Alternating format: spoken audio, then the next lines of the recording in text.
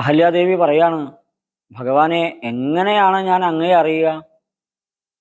അങ്ങ് സാക്ഷാൽ സച്ചിദാനന്ദ സ്വരൂപമാണ്, ആ ബ്രഹ്മം തന്നെയാണ്, എല്ലാറ്റിൻ്റെയും ഈശ്വരനായിരിക്കുന്ന ആളാണ്, മഹേശ്വരനായ ആളാണ്, അച്യുതനാണ്, ആദിനാഥനാണ്, എല്ലാ ദേവതാസ്വരൂപങ്ങളായിരിക്കുന്നു അങ്ങ് തന്നെയാണ്.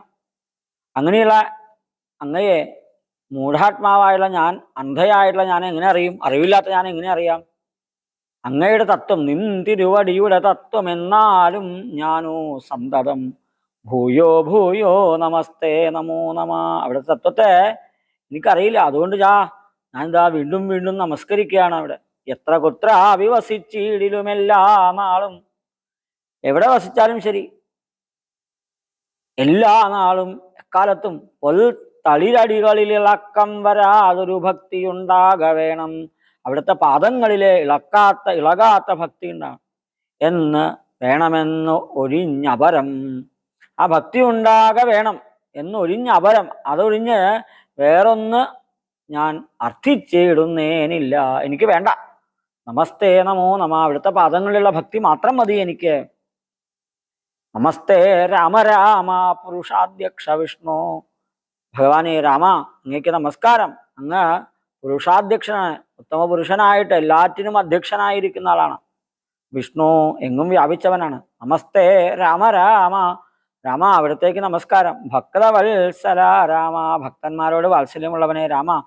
നമസ്തേ ഋഷികേശ, ഋഷികേശനായിട്ടുള്ള ഭഗവാനെ രാമ. രാഘവ, രഘുവംശത്തില് ജനിച്ചവനെ നമസ്തേ നാരായണ, നാരായണനായ അങ്ങേക്ക് നമസ്കാരം. സന്തതം നമോസ്തുതേ, എല്ലായ്പ്പോഴും നമസ്കാരം. തേ നമഹാസ്തു, അവിടത്തേക്ക് നമസ്കാരം. സമസ്ത കർമാർപ്പണം ഭവതി കരോമി, ഞാൻ എല്ലാ കർമ്മങ്ങളും ഞാൻ അങ്ങേക്ക് സമർപ്പിച്ച് ചെയ്യാം.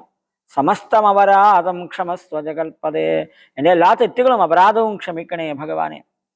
ജനനമരണ ദുഃഖാപഹം ജഗന്നാഥം, ജനനമരണങ്ങളെ ദുഃഖങ്ങളെയൊക്കെ ആപഹം ഇല്ലാതെ കണ്ടാക്കുന്നതായ ആ ജഗന്നാഥം, ജഗത്തിന്റെ നാഥനായിട്ടുള്ള ദിനനായക കോടി സദൃശപ്രഭം രാമം. ദിനനായകൻ, ദിനനായകൻ എന്ന് പറഞ്ഞാൽ സൂര്യൻ, കോടി സൂര്യന്മാർക്ക് തുല്യമായ തേജസ്സോടുകൂടിയ പ്രഭയോടുകൂടിയ രാമൻ. കരസാരസയുഗ സുധൃദശരചാപം, കൈകളാകുന്ന ആ താമരപ്പൂവിൽ മുറുക്കപ്പിടിച്ചതായുള്ള അമ്പും വില്ലും. കരുണാകരം, കരുണയുടെ രൂപമായിട്ടുള്ള കാളജലദാഭാസം രാമം. കാളജലദാഭാസം, കാളജലദാഭാസന കാർമേഘം, ജലദം മേഘം, കാളജലദം കാർമേഘത്തിന്, ആ കാർമേഘത്തിന്റെ ആ അത്രയും തേജസ്സോടു കൂടിയ അങ്ങനെയുള്ള രാമനെ, അങ്ങനെ ഭഗവാന്റെ മനോഹരമായ നിറത്തെയാണ് പറയുന്നത്. കനകരുചിര ദിവ്യാംബരം, അതിനോട് ചേർന്ന് ആ മനോഹരമായി വെട്ടിത്തിളങ്ങുന്നതായ ഭഗവാന്റെ മഞ്ഞപ്പട്ട്. ദിവ്യാംബരം രമാവരം, രമ സാക്ഷാൽ ലക്ഷ്മീദേവിയുടെ ഭർത്താവായിരിക്കുന്ന കനകോജ്വല രത്നകുണ്ടലാഞ്ചിതകണ്ഠം, ആ ഉജ്ജ്വലമായിട്ട് ജ്വലിക്കുന്നതായ രത്നകുണ്ടലം. അങ്ങനെയുള്ള അങ്ങയുടെ ആ കവിൾത്തടങ്ങൾ, അത് പ്രതിബിംബിക്കുന്ന കവിൾത്തടങ്ങൾ. കമലദലോല വിമല വിലോചനം, കമലദലോലം വിമല വിലോചനം, താമരപ്പൂ പോലെയുള്ള മനോഹരമായിട്ടുള്ള ഇളകുന്ന പരിശുദ്ധമായ കണ്ണുകള്, മനോഹരമായ കണ്ണുകള്. കമലോത്ഭവനതം, കമലോത്ഭവൻ ബ്രഹ്മാവ്, കമലോത്ഭവനതം ബ്രഹ്മാവ് നമസ്കരിക്കുന്നതായ ആ ഭഗവാന്റെ ആ രൂപം, അങ്ങനെയുള്ള രൂപത്തെ മനസാരാമമീടെ, അങ്ങനെയുള്ള രാമനെ, രാമം ഈടെ ഞാൻ സ്തുതിക്കുകയാണ് മനസ്സുകൊണ്ട്.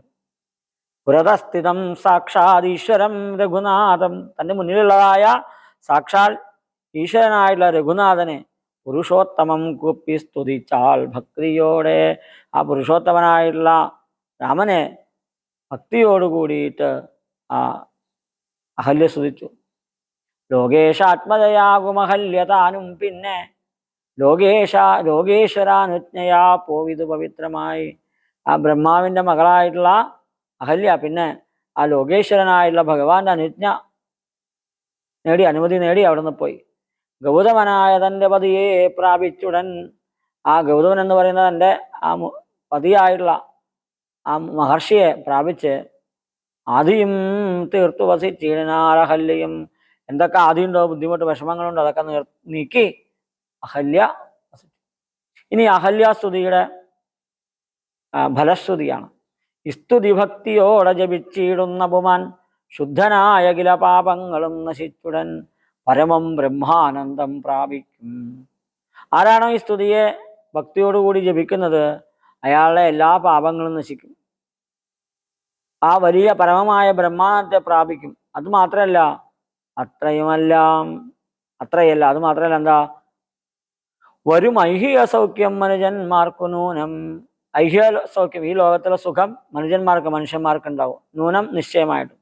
ഭക്തിയാനാഥനെ ഹൃദി സന്നിധാനം ചെയ്തുകൊണ്ട്, ഭക്തിയോടുകൂടി ആ ഭഗവാനെ ശ്രീരാമനെ മനസ്സിൽ വിചാരിച്ചുകൊണ്ട്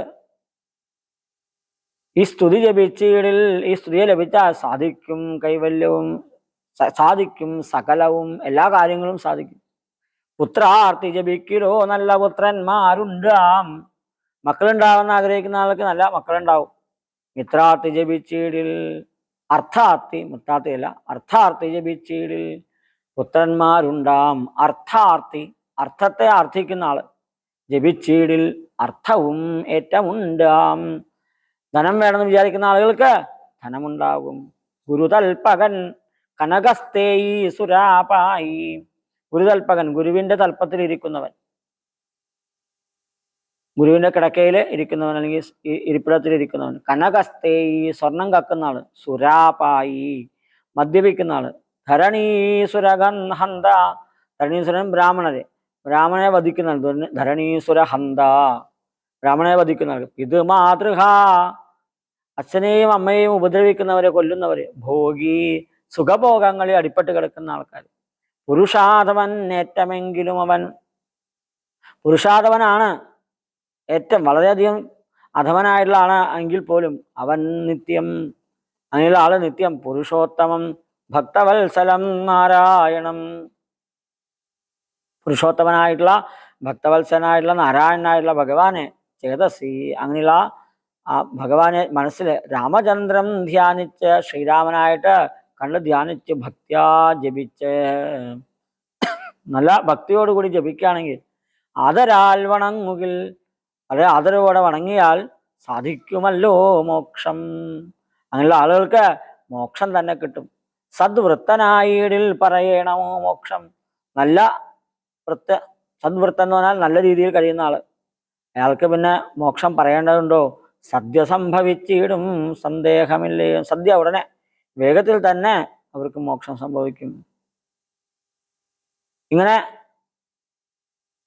ആ അഹല്യാസ്തുതി എന്താണ്, ആ അഹല്യാസ്തുതിയുടെ ഫലം എന്താണ് തുടങ്ങിയ കാര്യങ്ങളൊക്കെ കണ്ടു. അഹല്യ എന്ന് പറഞ്ഞാൽ ഗൗതമ മഹർഷിയുടെ പത്നിയാണെന്ന് പറഞ്ഞു. അതോടൊപ്പം തന്നെ അഹല്യ എന്നുള്ളതിന്, എന്നുള്ളതിന് അഹല്യ എന്ന് പറഞ്ഞാൽ ഉഴാത്ത ഭൂമി എന്നർത്ഥം. ഹല്യ എന്ന് പറഞ്ഞാൽ ഉഴുതു മറിച്ച ഭൂമി, അഹല്യ ഉഴാത്ത ഭൂമി. അപ്പോൾ ഭഗവാന്റെ പാദസ്പർശം കൊണ്ട് ഏത് ഇടവും അത് പരിശുദ്ധമായി തീരും. നമ്മുടെ ഓരോരുത്തരുടെയും മനസ്സ് അഹല്യയെ പോലെയാണെന്നാണ്.